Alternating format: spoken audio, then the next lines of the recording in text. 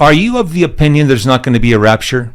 Have you ever heard the thesis, that doctrine, there will be no rapture? It's a growing doctrine. Many people are beginning to embrace there will not be a rapture. In this video, we're going to be discussing 3 arguments that have to do with that idea. They are that the church only a couple hundred years ago embraced the idea of a rapture. 2, that the word rapture is not even in the Bible. 3, Paul is the only one that ever mentioned the idea. So the first argument, that only a couple hundred years ago did the church begin to embrace the idea of a rapture. When I heard that argument, I honestly didn't understand why that's even an argument.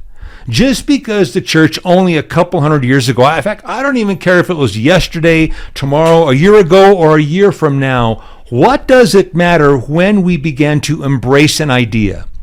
Why does it matter when understanding came to us?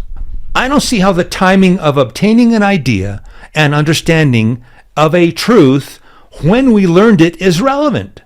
In fact, I would go so far as to say it's almost like the fulfillment of prophecy.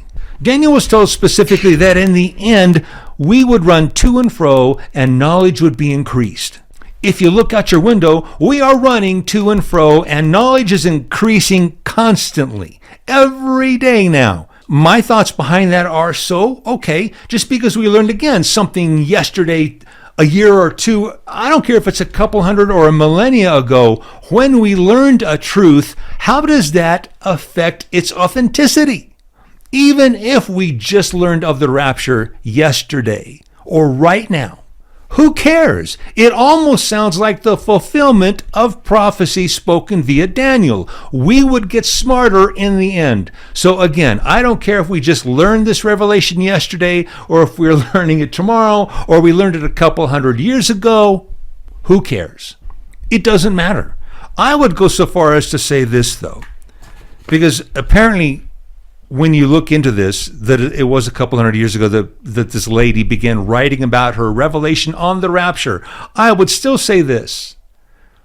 Paul, who we're going to be looking at, is the one, at least the main one, that describes the rapture a couple times. He wrote about it in 1 Thessalonians and in 1 Corinthians. Mind you, each of these books had 2 follow-ups, 2 Thessalonians and 2 Corinthians. My point is this. In 2 Thessalonians, Paul's correction to the rapture, or what we classify as the rapture, was simply the timing of, not the idea. Understand what I'm saying?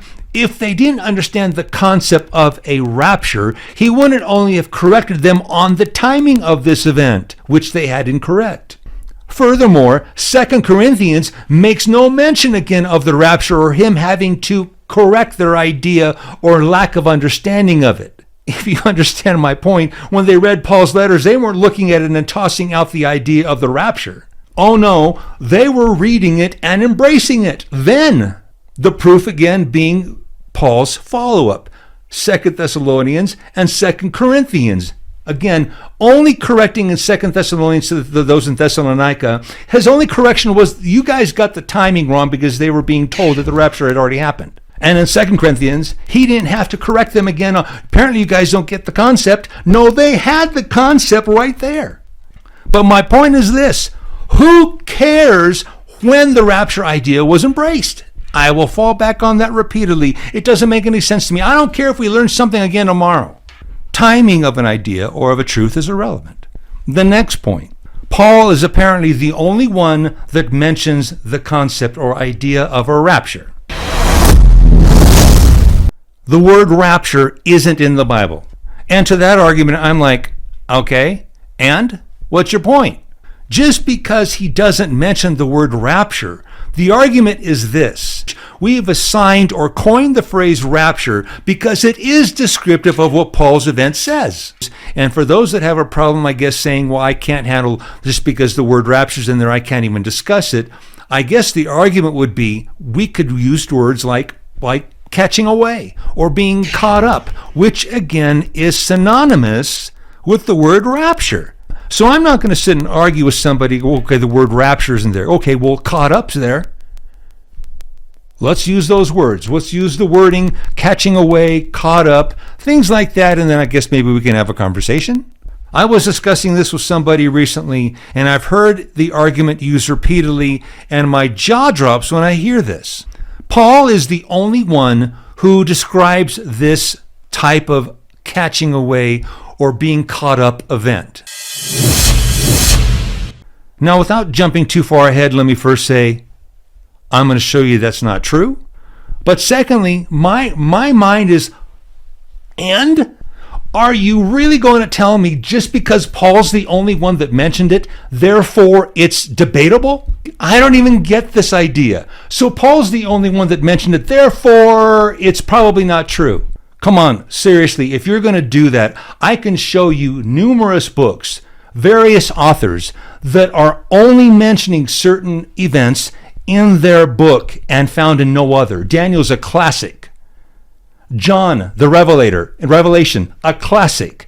Things that are discussed in those two books are mentioned in nowhere else. Therefore, are they debatable just because John or Daniel happen to be the only authors, prophets, that mention something? I'm sorry, this is not even an argument that I even want to have. Paul's the only one that mentions it, therefore we can debate the matter. Okay, so he's the only one. What am I supposed to do? He's had more revelations than anybody. No wonder. What kind of an argument are we making when we actually consider to take out the epistles of Paul or to cherry pick what the words he said? Throw away your Bible. These are 3 pages that I'm going to give you out of a book called The Companion. There are more revelations in this book that I am tickled with, excited over, and yet I've sold less copies of this than the Graph or Daniel Unsealed. Folks, if you have the Graph and you don't have the Companion, get the Companion. Without this book, you are going to be missing out on numerous revelations you will hear nowhere else. From my book, The Companion, I deal with the rapture. Let's examine the text pertaining to the rapture and why we have coined the phrase rapture for Paul's event. 1 Thessalonians 4, verses 16 through 17, this is the King James Version. The Lord himself, this is discussing Jesus, shall descend from heaven. I want to show you real quick the bold print. I'll put this up on the screen. The underlines. These will become bullet points. We will see these points, these pieces of criteria to this event elsewhere in the Word, so it matters.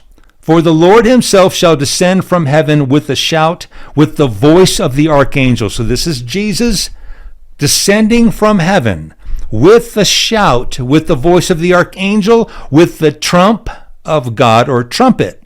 And the dead in Christ shall rise first, then we which are alive and remain shall be caught up together with them, that being the dead in Christ, in the clouds. Did you hear that? I'll say it again. Then we which are alive and remain shall be caught up together with them in the clouds to meet the Lord in the air.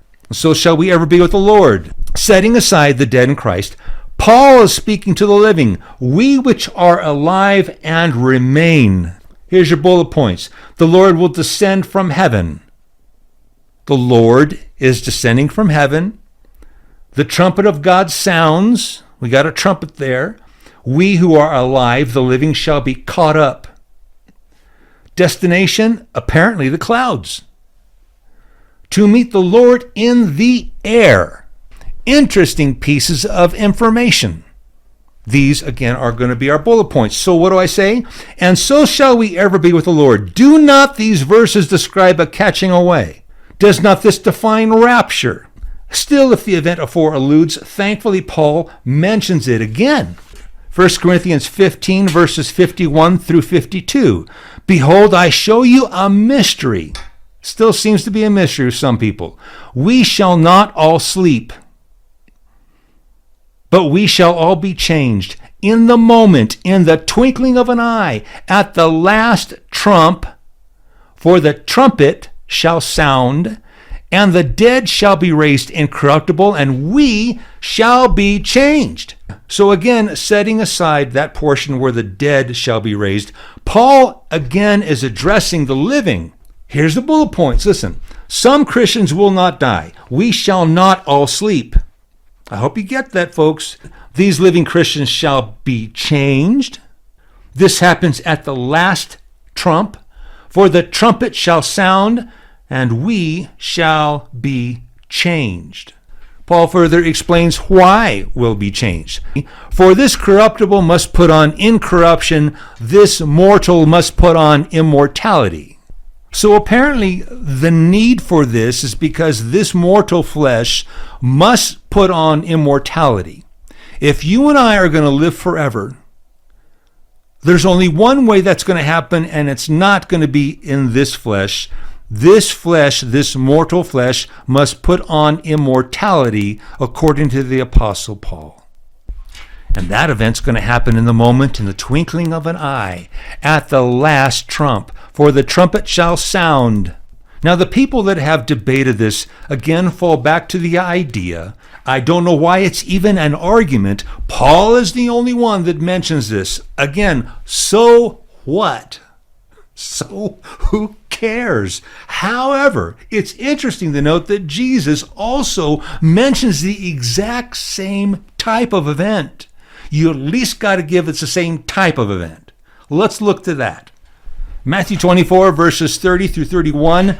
Then, let's get a load of this. Then shall appear the sign of the Son of Man in heaven. Again, we have Jesus coming supposedly again. If you're pre and mid-trib, you believe he's returning again, and that this event is separate from Paul's event. Post-trib, however, embrace this because they believe this event is happening at the ending of the week. Regardless, pre and mid-trib, traditional mid-trib, mainstream mid-trib, believe this is a separate event than that which Paul mentions. Let's start again. And then shall appear the sign of the Son of Man in heaven. Folks, this is the first heaven. This is the atmosphere. And then shall all the tribes of the earth mourn, and they shall see the Son of Man coming in the clouds. There's those clouds again. With power and great glory. One more time. They shall see the Son of Man coming in the clouds of heaven. The clouds of heaven. What heaven?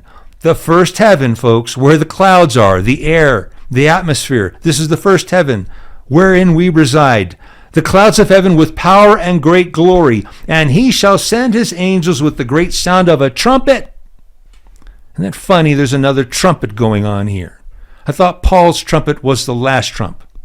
And they shall gather together, these angels, they shall gather together his elect from the four winds, from one end of heaven to the other. What do I write here? Wow, deja vu. Didn't Paul specify the same? Here Jesus makes the same remarks. So here's our bullet points of what we just read. The Son of Man will come from heaven. Destination, in the clouds. With the great sound of a trumpet, angels are gathering his elect from the four winds, from one end of heaven to the other. This is at least the same type of event that Paul is describing. You must admit to that, folks. Paul says we're going to be caught up in the air, doesn't he say? In fact, let me show you the bullet points or the comparisons between these two events. Get a load of this. Paul's event, the Lord descends from heaven. Jesus' event, Jesus is seen in heaven. Paul's event, the trumpet sounds. Jesus' event, with the sound of a trumpet. Paul's event, we are caught up. Jesus' event, the elect are being gathered. Paul's event, to meet the Lord in the air. Jesus' event, from the four corners of heaven. Paul's event apparently happens in the heaven or the air. Those are the words he used. Jesus' event happens in the heavens, in the clouds. It's the first heaven, folks. So in Jesus' event, he's sending his angels to the four corners of the earth, from one end of heaven to the other, with the great sound of a trumpet, gathering together his elect. What are the elect doing all over the place? From one end of heaven to the other. Why are they everywhere being gathered up? And the craziest thing, if not in your face, the craziest thing is this. Paul's event, Jesus' event, has a trumpet in it, though Paul's apparently has the last trumpet in it. If you're not careful, you'll miss the blatant contradiction that pre- and mainstream mid-trib state. That Paul's event is different from Jesus' event. That Paul's event, which has the last trumpet in it, happens before Jesus' event, which happens to have another trumpet in it. My question is simple. How did another trumpet, if Paul's was the last trumpet, happen in Jesus' event, if Jesus' event happens after Paul's? Did you hear what I said? How does Jesus' event have another trumpet in it if Paul's event had the last trumpet? So we have a blatant contradiction. If you're mainstream mid, you believe Paul's event, even if you believe the rapture and what we're learning is a rapture, by all accounts, being caught up into the air in the twinkling of an eye at the last trumpet, Paul's event supposedly happens before Jesus' event. At least according to pre- and mainstream mid-trib. If you talk to post-trib believers, they do see that being the same event. Jesus' event is Paul's event, and there is no contradiction, at least as they see it. And you know what? It is the same event, or you have a blatant contradiction if you try to make Paul's event, which all of the church believes as the rapture, if you make his event happen before Jesus, you've got a blatant contradiction in your face. The only way around it is if you try to add to the verse saying, well, Jesus' event is a different type of trumpet. And folks, I have a problem with that one. So what do we see? Jesus is apparently mentioning the exact same, at least same type of event. If you can't buy the fact that you got a contradiction if you're pre and mid, Jesus is at least mentioning the same type of event as Paul. May I go one farther and to tell you, Jesus' event is the same event as seen in Revelation chapter 6, the sixth seal. Here are the things he said to look out for. For many shall come in my name, saying, I am Christ, and shall deceive many. I put there Antichrist. Don't worry about it. I told you in the last teaching, we're going to start nailing down interpretations precisely. But I put that there because he said to look for it. And then he said wars and rumors of wars. Then he said nation shall rise against nation and kingdom against kingdom. And I put war there. Okay. The next thing he said is famines. So we got famine and pestilence, obviously, pestilence, and earthquakes in divers places. So I got earthquakes there. All these are the beginning of sorrows. And they shall deliver you up to be afflicted, and shall kill you. So we have Christian martyrs here. Now here's a summation of this. Here's what we've seen so far. An Antichrist or Antichrist spirit. We got war. We got famine, pestilence, earthquakes, Christian martyrs. All these are the beginning of sorrows. Now, do you recall the sequence that was in Revelation chapter 6? Well, let me show it to you here. It is identical. Identical, guys. There's no shaking this. There's no getting around this. Even the sequence, identical. It's not just the same items. The sequence of is identical.